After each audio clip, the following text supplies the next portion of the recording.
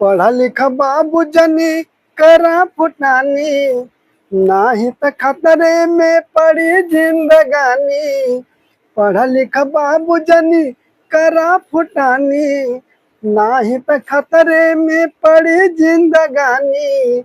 होबा मजदूर करब जिंदगी भर खटनिया, नून रोटी खइबा कहियो खइबा चटनिया, नून रोटी खइबा कहियो खइबा चटनिया, नून रोटी खइबा।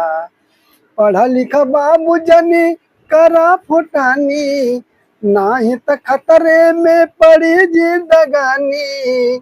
होबा मजदूर करबा जिंदगी भर खटनिया, नून रोटी खइबा कहियो खइबा चटनिया, नून रोटी खइबा।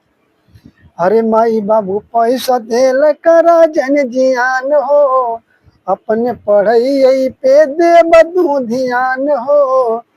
माई बाबू पैसा देल करा जन जियान हो, अपने पढ़ाई पे दे बदू ध्यान हो।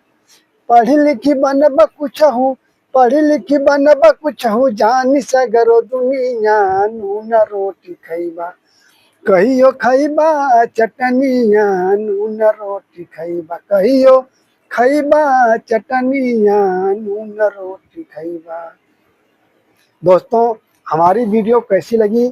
आज के नवयुवक साथियों के लिए ये वीडियो था, ये गीत था, आपको कुछ संदेश देने के लिए। हमारी वीडियो अच्छी लगती है तो हमारे यूट्यूब चैनल को ज़्यादा से ज़्यादा सब्सक्राइब करिए, लाइक कमेंट शेयर भी करिए और बताइए हमारी वीडियो कैसी लगती है। जय हिंद, जय भारत।